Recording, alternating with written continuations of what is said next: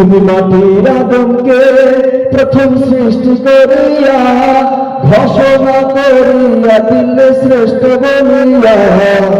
তুমি মাটির আদমকে প্রথম সৃষ্টি করিয়া ঘোষণা করিয়া দিলে শ্রেষ্ঠ বলিয়া। তাই নূরের ফেরেশতা করে আদমকে সিজদা, তাই নূরের ফেরেশতা করে আদমকে সিজদা। সবার চেয়ে দিলে তুমি মাটির মানুষকে সম্মান। আল্লাহু আল্লাহু তুমি জানলে জালালহু, শেষ করা তো যাই না গে তোমার গুণগান।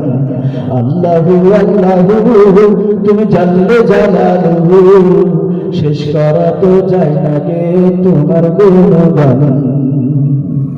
আপনারা বলবেন বাঘ, ভাল্লুক, হাতি, সিংহ এগুলোর থেকে না হয় মানুষের মর্যাদা, মানুষের ক্ষমতা, মানুষের পাওয়ার, মানুষের শক্তি বেশি, এটা মেনে নিলাম। কিন্তু আকাশের ওই নূরের তৈরি ফেরেশতাদের থেকে আবার মানুষের মর্যাদা, মানুষের ক্ষমতা, মানুষের পাওয়ার, মানুষের শক্তি কেমন করে বেশি হয়, এটা বোঝাতে গেলে আপনাদের সামনে আরেকটি উদাহরণ পেশ করতে হয়। একবার ফেরেশতাদের সরদার হযরত জিবরাইল আমিন আল্লাহকে ডাক দিয়ে বললেন, আল্লাহ আমি তোমার জান্নাত একটু দেখতে চাই। আল্লাহ পাক রব্বুল আলামিন জিবরাইলকে ডাক দিয়ে বললেন, জিবরাইল তুমি যদি আমার জান্নাত দেখতে চাও তাহলে আমার সব থেকে ছোট জান্নাত জান্নাতুন নাঈমটা একটু ঘুরে দেখে আসো। জোরে বলেন সুবহানাল্লাহ। মুসলমান ভাইরা, আল্লাহর কাছ থেকে অনুমোদন নিয়ে জিবরাইল আমিন চলে গেলেন জান্নাতুন নাঈম ভ্রমণ করার উদ্দেশ্যে। একদিন নয়, দুই দিন নয়, টানা 70 দিন পর্যন্ত জিবরাইল আমিন জান্নাতুন নাঈম ভ্রমণ করলেন। 70 দিন পরে ক্লান্ত শ্রান্ত হয়ে আল্লাহকে ডাক দিয়ে বললেন, হে মাবুদ আমি আর পারছি না, ক্লান্ত হয়ে গেছি, তবে এবার তুমি আমাকে বলে দাও দীর্ঘ 70 দিন পর্যন্ত তোমার সব থেকে ছোট জান্নাত জান্নাতুন নাঈম ভ্রমণ করে এই পর্যন্ত আমি কতটুকু ভ্রমণ করলাম। আল্লাহ পাক রব্বুল আলামিন জিবরাইলকে ডাক দিয়ে বললেন, জিবরাইল দীর্ঘ 70 দিন পর্যন্ত আল্লাহর সব থেকে ছোট জান্নাত জান্নাতুন নাঈম ভ্রমণ করে এখনো পর্যন্ত 3 ভাগের 1 ভাগ দেখে তুমি শেষ করতে পারো নাই। একটু জোরে বলবেন না সুবহানাল্লাহ। এর আগে আরেকটি তথ্য আপনাদেরকে জানিয়ে রাখি, আল্লাহ পাক রব্বুল আলামিন জিবরাইলকে 600 নূরের ডানা দান করেছেন। এই 600 নূরের ডানার ভিতরে একটা ডানা জিবরাইল আমিন যদি একবার নাড়া দেয়, একটা ডানা দিয়ে জিবরাইল আমিন যদি একবার উড়াল মারে তাহলে 1 মাস 10 দিনের পথ অতিক্রম করতে পারে। আর সবগুলো নূরের ডানা 600 নূরের ডানা জিবরাইল আমিন যদি একবার সবগুলো ডানা একভাবে করে তুলে নিচে নামাই, একবার যদি সবগুলো ডানা দিয়ে উড়াল মারে তাহলে 1000 মাসের পথ অতিক্রম করতে পারে। সেই জিবরাইল টানা 70 দিন পর্যন্ত আল্লাহর সব থেকে ছোট জান্নাত জান্নাতুন নাঈম ভ্রমণ করে 3 ভাগের 1 ভাগ দেখে শেষ করতে পারে নাই। জিবরাইল ডাক দিয়ে বললেন, হে মাবুদ আমাকে আপনি 600 নূরের ডানা দান করেছেন, যে 600 নূরের ডানা আমি একবার চালালে 1000 মাসের পথ অতিক্রম করতে পারি। সেই আমি জিবরাইল টানা 70 দিন পর্যন্ত তোমার সব থেকে ছোট জান্নাত জান্নাতুন নাঈম ভ্রমণ করে 3 ভাগের 1 ভাগ দেখে শেষ করতে পারি নাই। ও আল্লাহ, তাহলে তুমি এই জান্নাত কাদের জন্য বানিয়েছো? আমার আল্লাহ পাক রব্বুল আলামিন জিবরাইলকে ডাক দিয়ে বললেন, জিবরাইল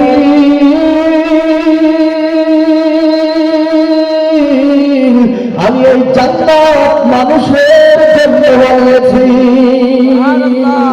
জিবরাইল বললেন, আল্লাহ আপনি আমাকে 600 নূরের ডানা দান করেছেন, যে 600 নূরের ডানা আমি একবার চালালে 1000 মাসের পথ অতিক্রম করতে পারি। সেই আমি জিবরাইল টানা 70 দিন পর্যন্ত তোমার সব থেকে ছোট জান্নাত জান্নাতুল নাঈম ভ্রমণ করে 3 ভাগের 1 ভাগ যদি শেষ করতে পারলাম না। আর তুমি মানুষকে দান করেছ মাত্র 2টা পা। এই 2টা পা দিয়ে মানুষ জান্নাত কিভাবে ভ্রমণ করবে? আমার আল্লাহ পাক রব্বুল আলামিন জিবরাইলকে ডাকতে বললেন, ও জিবরাইল তুমি কি পরীক্ষা করতে চাও? জিবরাইল বললেন, হ্যাঁ আল্লাহ আমি পরীক্ষা করতে চাই।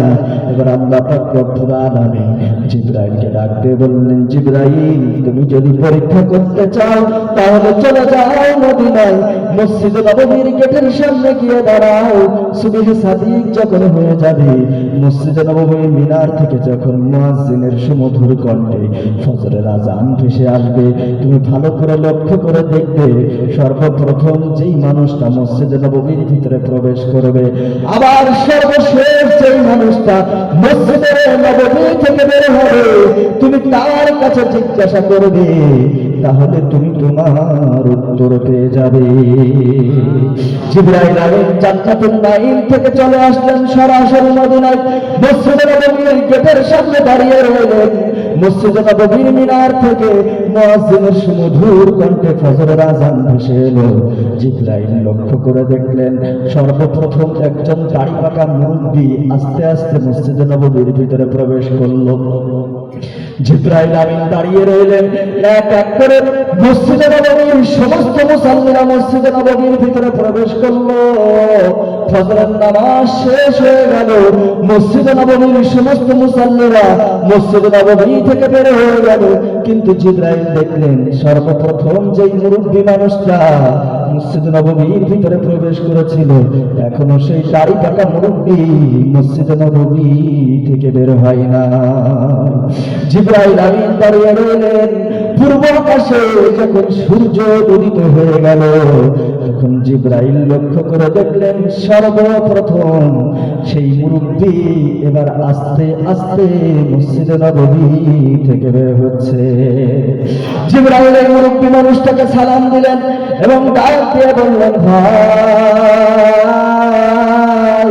আমার জিবরাইলের কাছে খুব প্রয়োজন, অনেক দিন ধরে জিবরাইলকে খুঁজতেছি, কোথাও জিবরাইলকে খুঁজে পাচ্ছি না। আপনি যদি আমাকে একটু বলে দিতেন জিবরাইল এখন কোথায় আছে, তাহলে আমার বড় উপকার হতো। আপনারা যদি আমার আলোচনা বুঝে থাকেন তাহলে বলেন, এই মুরব্বী মানুষটার কাছে, এই দাড়ি পাকা মুরব্বীর কাছে এই প্রশ্ন কে করছে যে আমার জিবরাইলের কাছে খুব প্রয়োজন, কোথাও জিবরাইলকে খুঁজে পাচ্ছি না, আপনি আমাকে একটু বলে দিলে আমার উপকার হয়? এই প্রশ্ন কার?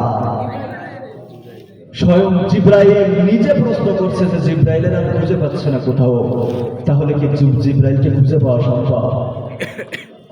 এই মুরব্বী মানুষটা ডাক দিয়ে বললেন, আমাকে মাত্র 2 রাকাত নামাজ পড়ার সুযোগ দিতে হবে। জিবরাইল বললেন, আপনাকে 2 রাকাত নামাজ পড়ার সুযোগ দিলাম। জিবরাইলের কাছ থেকে অনুমতি নিয়ে এই মুরব্বী মানুষটা আবারও মসজিদে নববীর ভিতরে প্রবেশ করলেন, মাত্র 2 রাকাত নামাজ পড়লেন। 2 রাকাত নামাজ পড়ে এই জিবরাইলের সামনে সেই মুরব্বী আবার দাঁড়ালেন এবং কয়েক মুহূর্ত চোখ বুঝলেন। কয়েক মুহূর্ত পর চোখ খুলে এই মুরব্বী মানুষটা জিবরাইলকে ডাক দিয়ে বলছেন, ভাই আমি 8টা জান্নাত, 7টা জাহান্নাম, 7 আসমান, 7 জমিন, পৃথিবীর সমস্ত বন জঙ্গল তন্ন তন্ন করে খুঁজে দেখলাম, 7 সমুদ্র 13 নদী খুঁজে দেখলাম, পৃথিবীর এক প্রান্ত থেকে অন্য প্রান্ত পর্যন্ত তন্ন তন্ন করে খুঁজে দেখলাম, কোথাও জিবরাইলকে খুঁজে পেলাম না। আমার মনে হয় ভাই তুমি নিজেই স্বয়ং জিবরাইল। জোরে বলবেন না সুবহানাল্লাহ?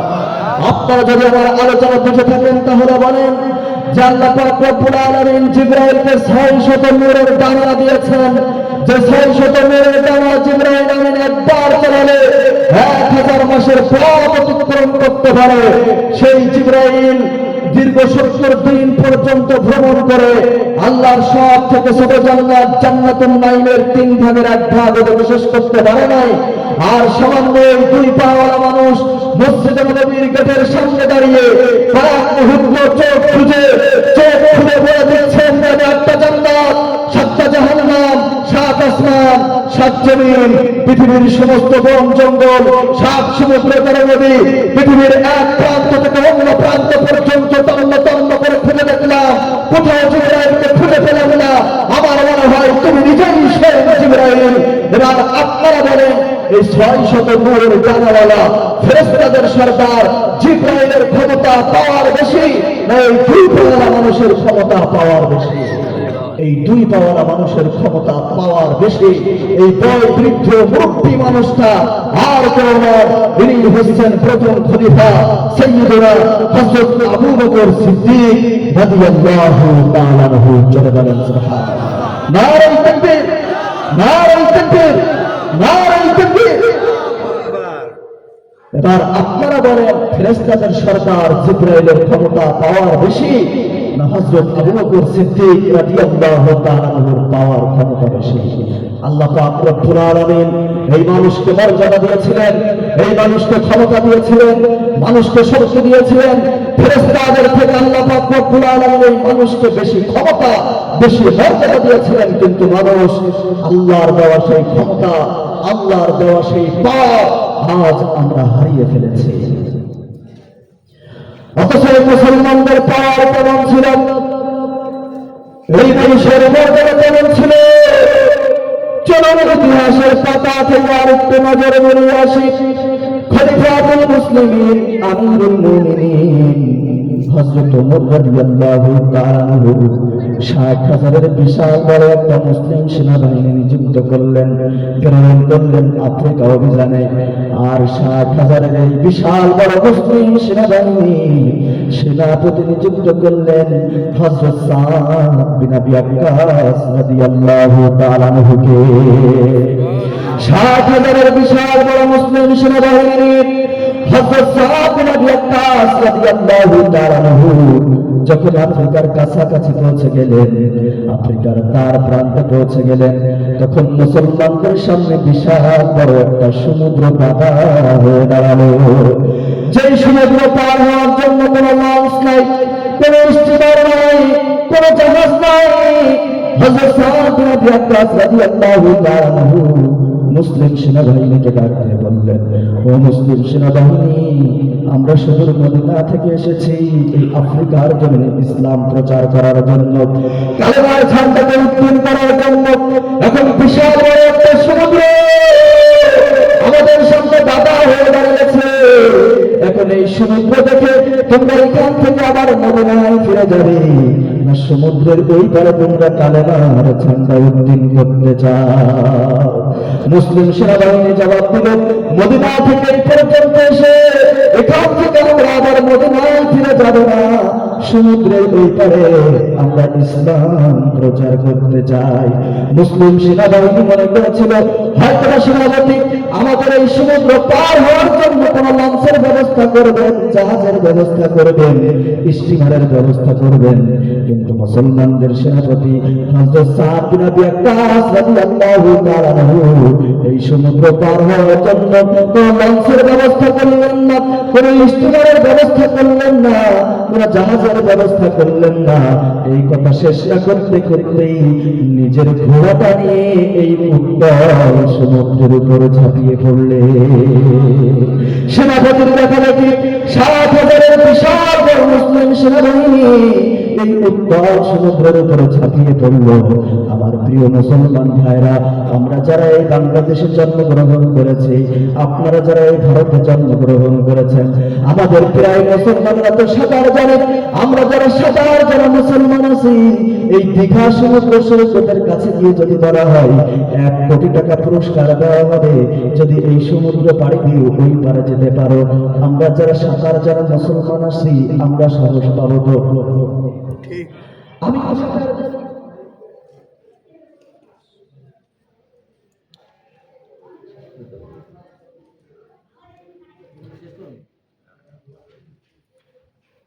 প্রিয় মুসলমান ভাইরা আমার, আমি 1 মিনিটের ভিতরে শেষ করে দিচ্ছি। হুজুর এসেছে।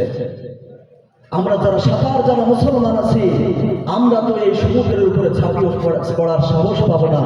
আমিও সাঁতার জানি, কিন্তু এই সমুদ্রের উপরে ঝাঁপ দেওয়ার সাহস আমার নেই। আর আরবে তো আমাদের মতো এরকম নদী নাই, পুকুর নাই, খাল বিল নাই। আরবের মুসলমানেরা তো সাঁতার জানে না।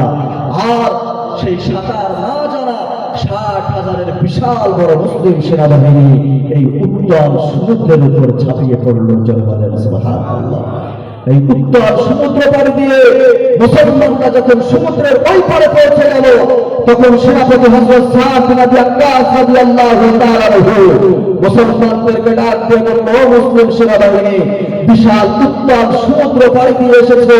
এই সমুদ্র পাড়ি দিতে গিয়ে তোমাদের কোনো মালামাল হারিয়ে গিয়েছে, তোমাদের কোনো উট হারিয়ে গিয়েছে নাকি? মুসলমানরা জবাব দিল, না, আমাদের কোনো মালামাল হারিয়ে যায়নি। কিন্তু একজন মুসলিম সেনা ডাক দিয়ে বলল, সেনাপতি, আমার পানি পান করার একটা পেয়ালা হারিয়ে গিয়েছে। সাথে সাথে মুসলমানদের সেনাপতি হযরত সাদ বিন আবি ওয়াক্কাস রাদিয়াল্লাহু তাআলা আনহুর চোখ লাল হয়ে গেল, ওনার চোখ গরম হয়ে গেল। কিন্তু উনি চোখ গরম পৃথিবীর কোন মানুষকে দেখালেন না, কোন মুসলমান সেনাদেরকে দেখালেন না, উনি চোখ গরম দেখালেন উত্তল সমুদ্রের ঢেউকে। জোরে বলেন সুবহানাল্লাহ। উত্তল সমুদ্রের ঢেউকে ডাক দিয়ে বললেন, হে উত্তল সমুদ্রের ঢেউ, আমরা সুদূর মদিনা থেকে এসেছি এই আফ্রিকার জমিনে ইসলাম প্রচার করার জন্য, কালেমার ঝান্ডাকে উত্তোলন করার জন্য। আমরা এখানে নিজেদের ত্যাগ পূজা করার জন্য আসি নাই, আমরা আল্লাহ এবং আল্লাহর রাসূলের পক্ষ থেকে এসেছি। সুতরাং আমাদের পানি পান করার একটা পেয়ালা গেল, আমাদের সামান্য একটা পশমের ক্ষতি করার ক্ষমতা তোদের নেই। ইতিহাসে সর্বক্ষরে লেখা আছে, হযরত সাদ বিন আবি ওয়াক্কাস রাদিয়াল্লাহু তাআলা আনহুর ভাষণ দিতে দেরি হয়েছিল, এই বক্তব্য দিতে দেরি হয়েছিল, কিন্তু উত্তাল সমুদ্রের ঢেউ মুসলমানদের পানি পান করার পেয়ালা মুসলমানদের কাছে ফিরিয়ে দিতে দেরি করে নাই। একটু জোরে বলবেন না সুবহানাল্লাহ।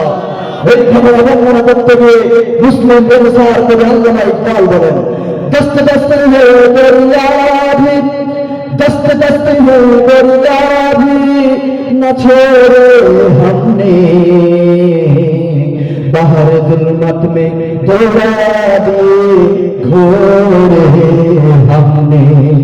প্রান্ত প্রান্ত অমাবস্যার সেই ঘোর কৃষ্ণ রজনীতে শ্রাবণের খরস্রোতা সমুদ্রের উপরে ঘোড়া গাড়িয়ে আফ্রিকার জমিনে কালেমার পতাকা আমরাই উত্তোলন করেছি।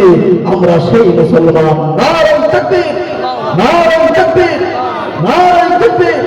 আমার প্রিয় মুসলমান ভাইরা, আল্লাহ পাক রব্বুল আলামিন আপনাকে আর আমাকে মর্যাদা দিয়েছিলেন, ক্ষমতা দিয়েছিলেন, কিন্তু সেই মানবিক মর্যাদা, সেই মানবিক ক্ষমতা আজ আমরা আমাদের নীতি নৈতিকতা হারিয়ে ফেলার কারণে, মুসলমানদের তাহজিব তামাদ্দুন সংস্কৃতি কালচার ছেড়ে দেওয়ার কারণে আল্লাহর দেওয়া সেই ক্ষমতা, সেই পাওয়ার আজ আমরা হারিয়ে ফেলেছি। আমি আমার অসমাপ্ত আলোচনা এখানেই সমাপ্ত করলাম। ওয়া মা আলাইনা ইল্লাল বালাগ। আসসালামু আলাইকুম ওয়া রাহমাতুল্লাহি ওয়া বারাকাতুহু। সবাই দুরূদ শরীফ পড়ুন।